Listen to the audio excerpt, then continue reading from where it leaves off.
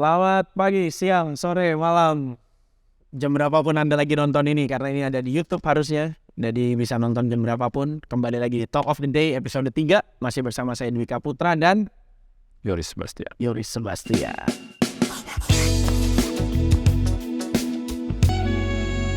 Kita bahas hal-hal tentang kreatif, hal-hal tentang bisnis, pokoknya yang bisa inspire lu deh, hopefully bisa inspire kalian.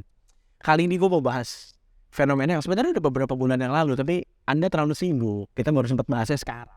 Saya postingnya udah lama. Bapak posting sudah lama, 4 bulan ada kali ya kira-kira ya? Bisa jadi Sekitar 4 bulanan. Yaitu tentang Starbucks kaleng. Wah, baru ngomong Starbucks kaleng tiba-tiba langsung ada iklan Starbucks ya. Tiba-tiba orang Starbucks langsung komen di bawah gitu. Oke, kita ngomongin Starbucks kaleng. Kalau kalian belum pernah lihat nih produknya, ntar editor tambahin di sini kayak gini gitu ya. Dan ya sesuai namanya, kopi Starbucks dalam kemasan kaleng. Kemarin saya nyoba ini latte ya kalau nggak salah. Ada yang latte sama ada yang rasa ada yang ungu sama oranye atau coklat gitu. Ada beberapa rasa lah. Gitu. Harganya berapa? 17, 15 ya, sekitar belasan sampai 20 ribuan awal lah ya. Sedangkan kita tahu Starbucks kafe-kafenya itu harga berapa sih? 40 ribuan, 30 ribuan ke atas gitu. Menurut saudara Yoris Sebastian Nisiho, pakai Nisiho nggak sih? Pakai Nisiho. Apakah ini berarti Starbucks menurunkan kelasnya? enggak. Jadi ya seperti yang saya udah posting di Instagram juga, ini adalah salah satu langkah melebarkan market dari sebuah brand yang mungkin cukup di atas gitu ya, tapi tetap dengan sistem kolaborasi yang menurut saya cukup menarik gitu loh.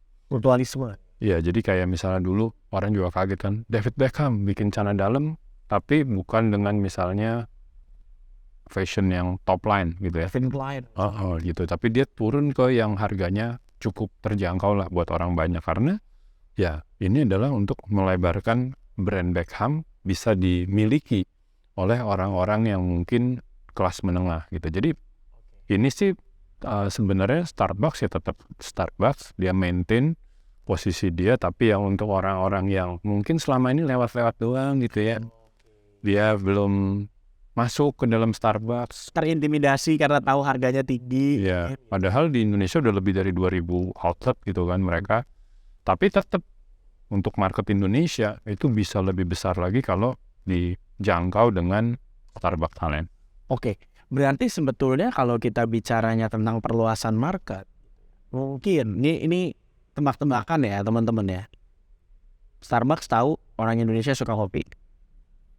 Setiap 20 meter sekali mungkin ada yang jual kopi, baik dari kopi instan, kopi-kopi cup kekinian, sampai yang bentuknya kafenya kecil sampai kafenya besar, mungkin 50-60 meter udah ada semua tuh gitu.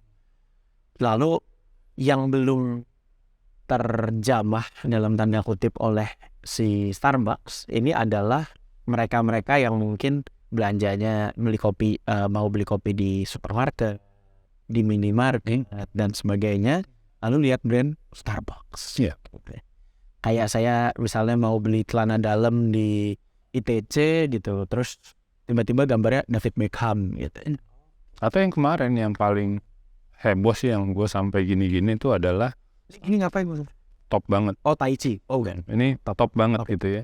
Star Wars masuk di Indonesia itu dari yang bajunya seharga Uniqlo, dia turun Ya sampai Ramayana masih agak mahal, sampai toko online yang cuma 100.000.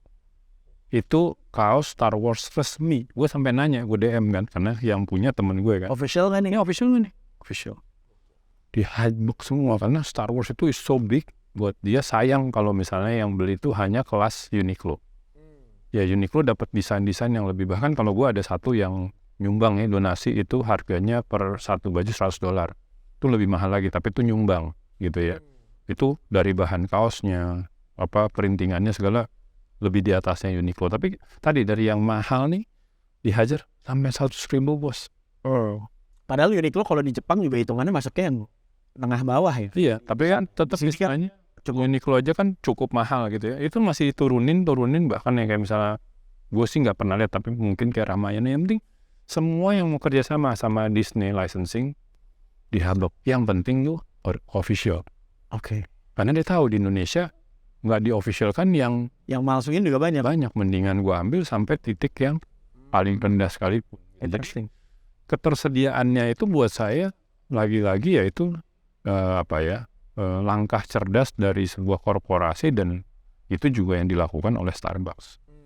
Jadi sebenarnya poin utamanya adalah perluasan market dan market outreach lah ya, basically market outreach ke ke target-target baru yang mungkin tadinya nggak kesentuh, terintimidasi yang saya bilang. Karena ada loh teman saya nggak mau masuk Starbucks karena dia ngerasa bagus banget. Iya. Dia ngerasa bagus banget, pakai sendal nggak berani masuk gitu. Sedangkan gue sendal jepit lagi biasanya ke Starbucks gitu kan. Aneh kan, kayak Starbucks ada di apartemen. Ya kali orang mau turun dari apartemen sendiri ke bawah aja mesti pakai baju lengkap dulu gitu kan, gak mungkin kan, pakai celana pendek kutang good morning gitu kan. Oke. Anyway, berarti kalau misalnya Starbucks nggak turun kelas, apakah berarti kopi kalengnya naik kelas? Iya. Can we say that?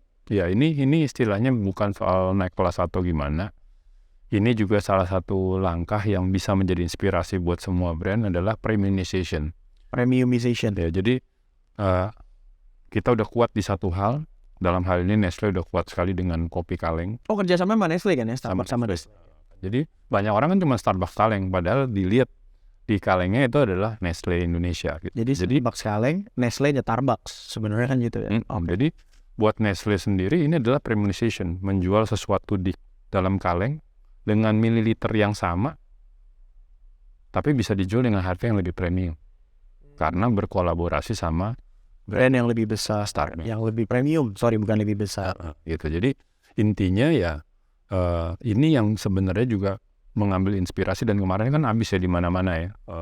Gua aja mencoba tadi awalnya mau beli sendiri-sendiri di beberapa minimarket, habis, bukan tidak jual ya, tapi habis. Nah itu kan menandakan kesuksesannya. Nah ini juga menjadi inspirasi buat kita-kita.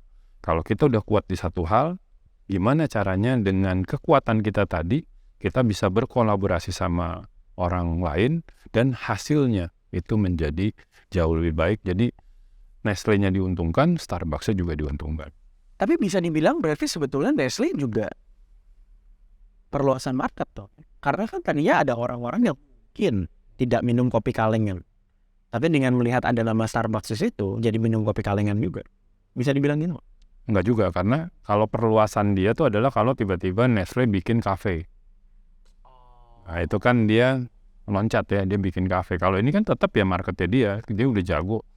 Di pasar retail, udah tahu cara distribusi, gimana caranya nih supaya kalau yang di sini masih banyak sisanya bisa dipindahin ke sana. Itu kan perlu kejelian gitu. Gue dulu bikin buku ya, ditawarin, Mas Yoris kan bukunya banyak, 10.000 waktu itu, penulis baru kan, gaya-gayaan 10.000 copies. Terus ditawarin, karena Mas Yoris bikinnya 10.000, mau nggak ditaruh di Alfamart gitu, nggak usah dua-duanya deh, salah satunya Indomaret atau Alfamart. Nah mereka minta buku pertama aja 20.000, mana mau disebar? Iya, itu mahal banget. Iya, ada yang cuma 3 buku, oh nggak jadi deh, tetap di toko buku lagi. Jadi permainan retail itu memang beda gitu. Jangan jangan anggap gampang. Nah tapi juga buat yang sudah jago, tidak mudah juga untuk dia naikin harga. Coba deh Nescafe naikin harga kopi kalengnya, bisa ribut. Nah kalau ini dia naikin harga kopi kalengnya, bekerja sama dengan brand Starbucks, yang ada habis di mana-mana. Jadi ini salah satu langkah yang sebenarnya udah lama ada, tapi mungkin udah lama tidak ada yang membicarakan, premiumization. Banyak brand Indonesia sebenarnya punya peluang untuk premiumization, menaikkan harga dari produk yang sama. Karena gue orangnya iseng, kita tebak-tebakan. Kita tebak-tebakan. Menurut lo, apakah pembelinya Starbucks kaleng kemarin adalah pembeli yang emang biasa nongkrong di kopi Starbucks, atau yang lebih biasa minum kopi Nescafe, yang pengen naik kelas, yang pengen nyobain yang Starbucks-nya punya, atau yang memang Starbucks pengen coba dengan harga yang lebih murah? Menurut lu mana yang lebih banyak? Lebih ke inilah, memang pasarnya minimarket pasarnya Nestle yang biasa minum kopi kaleng, sekarang dia not necessary naik kelas juga. Coba. Dia pengen nyoba aja kan, gitu loh. Karena lebih terjangkau. Iya, kalau yang udah minum Starbucks, mungkin kalau pas dia kebetulan lagi ke minimarket, iseng nyoba. Tapi pasti persentasenya tuh lebih sedikit, karena ya dia akan tetap seneng minumnya yang di Starbucks. Toh Starbucksnya juga dari mana-mana. Iya, baik dia minum di sana ataupun dia take away gitu kan. Jadi kalau dilihat, dan itu kan jumlahnya besar sekali. Pasar minimarket itu tuh besar sekali, dan kemarin sih diluncurkan ke situ menurut saya sih akan lebih larinya ke yang pertama. Oke. Yang kedua berarti yang orang-orang yang biasa minum kopi kaleng pengen kopi kaleng yang Starbucks gitu. Iya. Oke. Interesting. Berarti sekarang kita masuk ke bagian yang berikutnya lagi nih. Kalau kita bicara soal kolaborasi, kita bicara soal premiumization atau apa. Saya nggak tahu, nanti kita mesti cari kata yang benar, pakai N apa pakai M. Pokoknya premiumization. Nah, itulah pokoknya. Ntar kita cari yang benernya gimana ya. Pokoknya premiumisasi dalam bahasa Indonesia. Sebenarnya batasannya apa sih, Chris? Untuk gue harus mulai berpikir untuk masuk, gue mau coba mempremiumkan ya produk gue. Apa sih threshold-nya, atau apa sih trigger-nya? Mungkin kalau kita bicara Nestle gitu ya, yang tadi mau coba premiumization, karena ya saat ini is everywhere. Nestle is already everywhere gitu. Kita bahkan mungkin syuting pun minuman di icebox ada Nescafe, ada Nestle botol. Kita di of course Alfamart, tadi kita sebut Indomaret, Warung Madura pun kayaknya juga ada Nescafe gitu ya. It's everywhere, already everywhere. Makanya dia mau premiumisasi dengan kerjasama ya, who else? Itu selain dengan Starbucks yang mungkin premium values gitu. Tapi apa sih, let's say gue punya bisnis, apa sih yang harus jadi trigger gue? Gue harus mulai berpikir, mulai kontak Yoris atau Mika, mungkin gue mau bikin lini premium dari produk gue. When do they have to start thinking about that? Ya, salah satunya pada saat merancang bisnis plan, sudah mulai kesulitan untuk menaikkan dengan cara yang sendiri. Di episode sebelumnya mulai main baik dan benar tadi, ya udah mulai keluar. Segini-gini aja.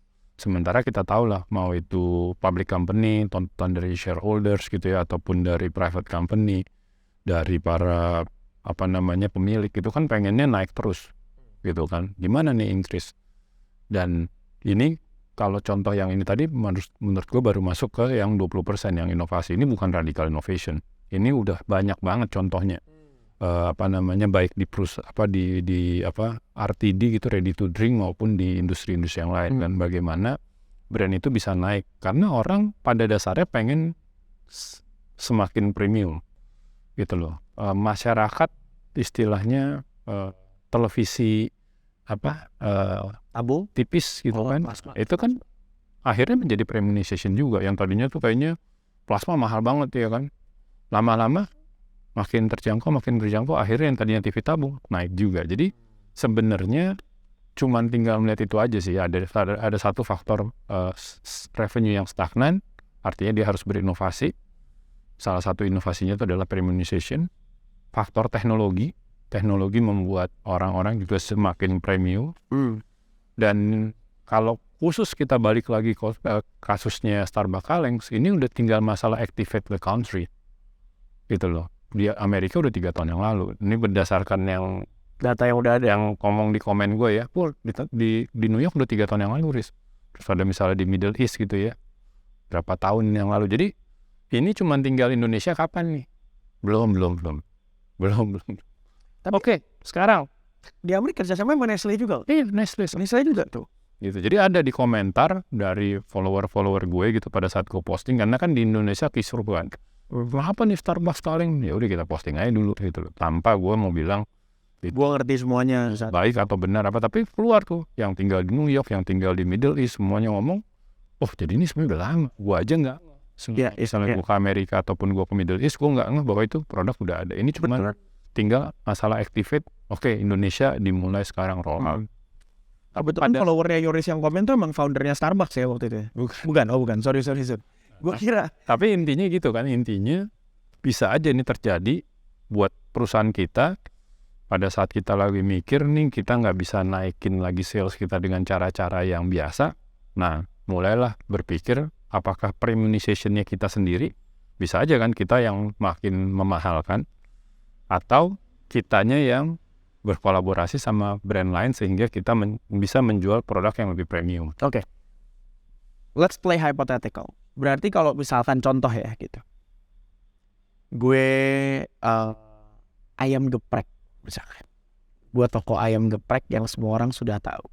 Apakah gue bisa bilang ayam geprek mozzarella itu sebuah premiumization dalam skala kecil? Mozzarella kan kesannya kayak mahal, dengan skala kecil bisa. Kalau skala besarnya adalah dia bekerja sama McDonald's, misalnya sama Cafe Betawi yang udah ada di mall-mall, terus membuat si geprek itu menjadi another Indonesian restaurant. Karena sekarang kita bisa lihat di mall-mall itu restoran Indonesia tuh sangat laris.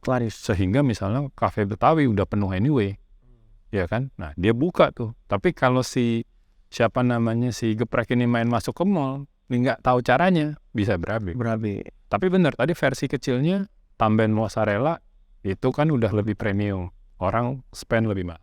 Atau dia kerjasamanya misalnya nasinya pakai nasi shirataki gitu, sama. Jadi mulai dari quality produk bisa. Tapi yang lebih premiumnya tadi ya kayak tadi kalau kita dalam konteksnya Starbucks sama Nestle ya, ini doi masuk ke mall. Banyak loh brand-brand Indonesia yang keren kan belum masuk ke mall. Gitu kan. Nah itu dia bisa melakukan premiumization, membuat lebih premium, tapi tadi kan interiornya beda, kontennya beda. Cakep. Langsung ke pertanyaan berikutnya pas soal ini. Gue beberapa kali nge-mentorin startup gitu. Salah satunya ada F&B. Beberapa ada F&B lah pastilah gitu ya. Everybody wants to make F&B startup. Padahal berat guys. Berat banget guys F&B startup. Dia bikinin sebuah apa sih nyebutnya? Company plan lah ya, kayak semacam business plan, development plan. Ada salah satu goalnya dia mau buka di luar negeri. Do you think it's premiumization? Kalau buka di luar negeri, enggak juga ya. Oke. Karena kalau gini, jadi kita premiumization itu jangan dilihat dari harga. Jadi misalnya gini, gue buka restoran Indonesia di Singapura. Pasti harganya harga Singapura. Harganya harga Singapura. Karena di sana jadi karyawan McD yang paling rendah aja gajinya $2.000 alias 20 jutaan. Tapi di sana cost of living yang mungkin 19 jutaan buat. Iya. Benar. Iya kan? Jadi itu bisa jadi produk yang sama dijual di Singapura. Misalnya restoran Padang deh, harganya mahal banget. Premium dong, nggak juga. Di sana tetap aja.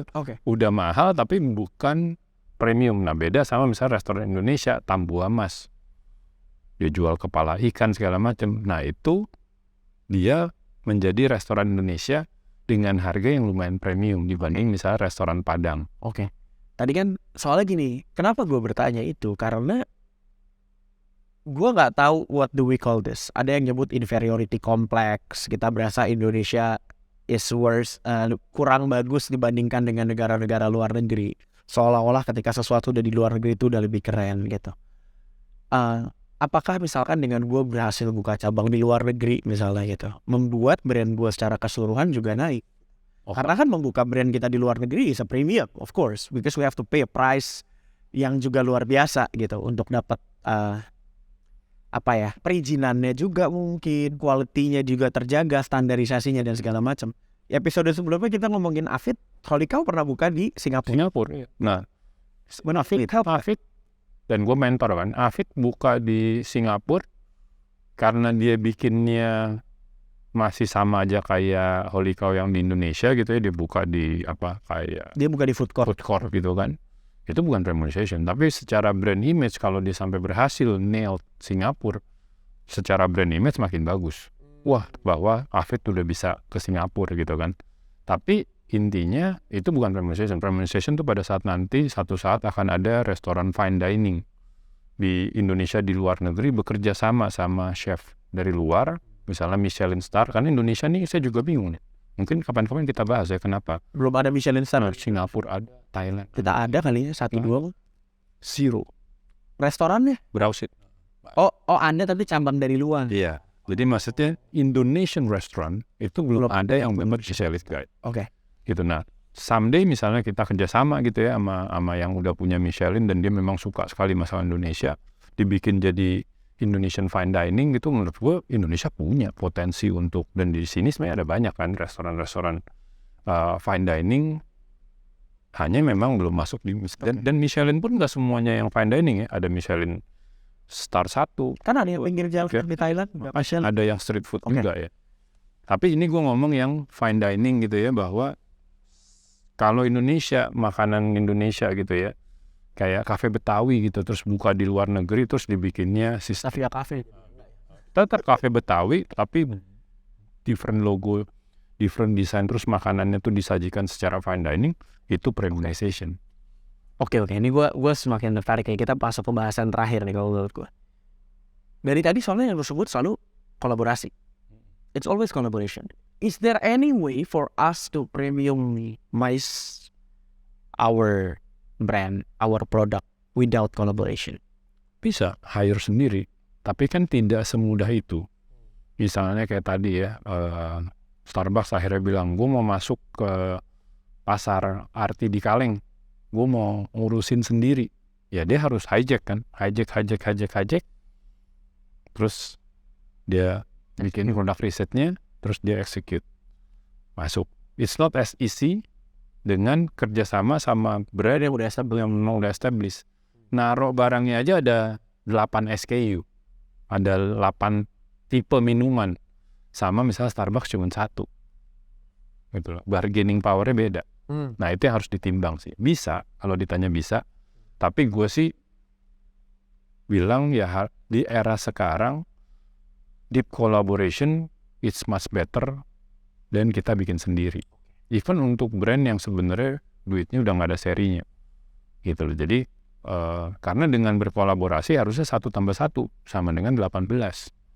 Jangan 1+1 sama dengan 1,5. Itu namanya bundling. Nah itu yang menurut promo package. Itu yang gue lihat kerjasama dari Starbucks dan Nestle itu 1+1 bisa jadi berlipat-lipat. Oke. Gue mungkin akan ngulik sedikit contoh-contoh yang lain kenapa gue bisa sampai bertanya itu, karena contoh gitu. Chat Time di Cilandak ada Chat Time Atelier. Ya, yang dibikin ada coffee shopnya yang lebih bagus, coffee shop, tea shop dengan furniture yang luar biasa dan lain sebagainya. Kenapa? Gue lupa di mana. Kalau nggak salah di Sensi ada kenangan heritage yang gede banget. Starbucks pun mereka premiumization dengan bikin Starbucks Reserve. Pada masanya. Sekarang masih ada di Senayan, Gancit, kayaknya Ashta ya kalau nggak salah. Gue lupa. Saya lupa, kalau salah mohon maaf. Starbucks boleh kontak kami. Nanti kami kirim credentials. Terus banyak lah kalau kita bicara F&B, cukup banyak yang seperti itu gitu. Bahkan kayaknya baju pun ada yang masuk ke arah situ gitu. Fashion yang tadinya produk-produk apa sih nyebutnya, casual, produk-produk itu lalu masuk ke formal wear, masuk ke high end, high fashion dan sebagainya gitu. Tapi sebenarnya tantangan terbesarnya dari mempremiumkan brand kita, dari premiumisasi ini, menurut lo apa sih? Ya tadi kan, makanya kalau ini menarik nih, karena gue termasuk yang bahkan pergi ke Starbucks Reserve pada saat baru ada misalnya di Tokyo, di Shanghai. Itu emang bener-bener dia premium kan. Gue ibaratnya kayak, ini dia tahu nih gue adalah magnet buat tourist place gitu ya, satu kota satu, gede banget. Ya tapi dia balik modal dari orang yang nongkrong di sana makan minum. Ya kan, plus tadi dia mempremiumkan itu dengan apa? Merchandise-nya lebih variatif, ada wine, makanya Indonesia ada Starbucks kan, bukan Starbucks coffee lagi kan, ada wine, ada teh, ada macam-macam. Jadi dia benar-benar itu namanya premiumization within the specialty-nya dia. Dia jualan kan selama ini, kalau gue pribadi nganggap Starbucks itu jualan experience-nya digedein, tapi sebenarnya tadinya gue nganggapnya tuh one in the city. Jadi di Tokyo 1, di Shanghai 1, di Indonesia harusnya di Bali itu 1, yang Dewata, Starbucks Dewata itu yang reserve. Jadi gede banget sehingga lu narik orang tuh juga datang banyak sekali. Iya. Jadi ibaratnya udah kayak ke Disneyland gitu. Lu ngeliatin soalnya kalau yang di Tokyo tuh lu liatin dong kopinya tuh dari biji diproses. Jadi ada atraksinya ya. Jadi lu kayak datang foto-foto segala macam, tapi in return duitnya juga banyak. Ini salah satu contoh, tapi nanti other video lagi kita bahas tentang gue tidak setuju orang-orang yang cuman bikin experience. Nah, kan ada di Patu Mall, mobil, kita mau beli nggak bisa. Ini cuman experience. Nggak bisa, dimarahin sama CFO. Apa-apaan nih kamu nih? Bikin experience kada duitnya. Kalau Starbucks Reserve, setidaknya yang di Tokyo sama Shanghai, itu gede banget, investasi gede banget, tapi orang yang datang juga gede. Nah itu dia masih bisa, within. Tapi tadi kan gue bilang pada saat dia masuk, bahayanya harus lihat, ini masih within our expertise atau tidak.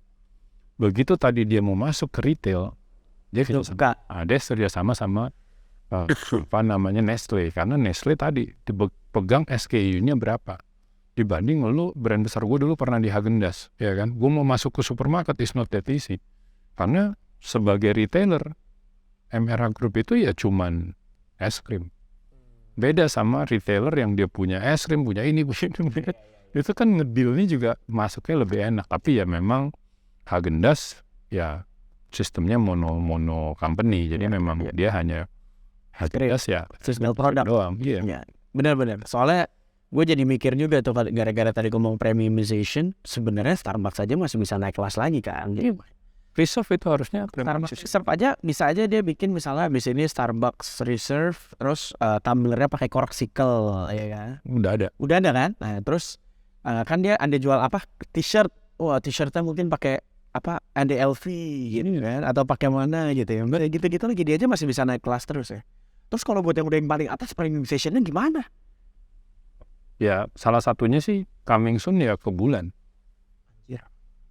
Itu akan the first, kalau gini ya, penumpang pertama yang naik pesawat dari New York nonstop ke Singapura, oke lah gitu ya. Dari ini ke bulan. Nah ini, lo orang pertama turis yang akan pergi ke bulan padahal lu bukan astronot. Nah itu kan another level untuk kalau misalnya lu bilang itu udah brand yang very premium, dia yang bayarin sini.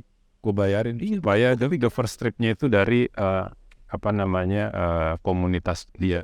Kalau misalnya udah setinggi misalnya gitu, udah setinggi Louis Vuitton gitu, gue salah nyebutnya Louis Vuitton harusnya katanya gitu, kayak Louis Vuitton atau kalau di teknologi mungkin udah kayak Apple gitu, mau kerja sama siapa lagi gitu, premiumin gimana lagi? Ada aja kayak misalnya sekarang aja kayak misalnya kita ngomong Hugo Boss itu sekarang hanya nama PT-nya Boss. PT Hugo Boss gitu kan, tapi Hugo Boss-nya sendiri sekarang bikin brand ada Boss, ada Hugo juga dibikin beda-beda. Ada by Hugo Boss by Hugo. Nah sekarang udah nggak ada, dia udah nggak make. Jadi kalau sekarang malah Hugo Boss-nya dihilangin, itu mereka larinya tuh ke jadi ya premiumization itu tetap bisa gue rasa, karena kan di atas langit ada langit, tapi ya tadi biasanya makin ke atas itu kan marketnya makin kecil, makin tipis. Nah, jadi justru yang seru itu yang premiumization dari bawah naik ke tengah, naik gitu. Kalau menurut paling top sih ya ngapain lagi, justru malah turun ke bawah. Iya jarang. Justru dia sekali-sekali nih ngagetin kerjasama sama brand ya kayak tadi Adidas sama LV. Nah justru kan dia main luas, tiba-tiba lu sekarang bisa beli Adidas di LV. Nah itu premiumization-nya Adidas tuh dengan kerjasama dengan siapa tahu di sini LV kerjasama dengan Alfamart, jadi ALV Mart gitu bisa jadi. Oke. Thank you banget Riz, thank you banget semua yang udah nonton. Gua rasa itu bisa memberikan inspirasi yang lebih jauh lagi. Jadi kalian punya brand, misalkan brand kalian ini kelasnya di mana, nggak berarti harus main di kelas itu aja, bisa naik, bisa turun. Meluaskan market, meninggikan brand value dengan berbagai kerjasama dan kolaborasi. Bisa juga kalian hire sendiri kalau emang ngerasa mampu, misalnya gitu, dengan hijack tadi dan lain sebagainya. Tapi intinya, boleh coba ditonton lagi 5, 10, 15, 20 menit ke belakang. Apa aja sih yang kita omongin tentang kolaborasi, brand value, premiumization, yang kita masih nggak tahu pakai M atau N sampai sekarang. Tapi intinya, banyak banget hal-hal menarik yang masih bisa dilakukan ketika lo punya brand atau lo mau kerja sama dengan brand-brand tertentu. Begitu mungkin, sampai ketemu di episode berikutnya dari Talk of the Day. Saya Dwika Putra, Yoris Bastian, pamit, sampai ketemu di episode selanjutnya. Bye. Terima kasih sudah nonton video dari Studio Senang Karya dari awal sampai habis. Tolong klik subscribe, klik notifikasi atau nyalakan lonceng biar dapat notifikasi saat kami upload video. Bantulah anak-anak kami di Studio Senang Karya untuk bisa outing ke Pondok Indah Mall. Tonton video lainnya di sini.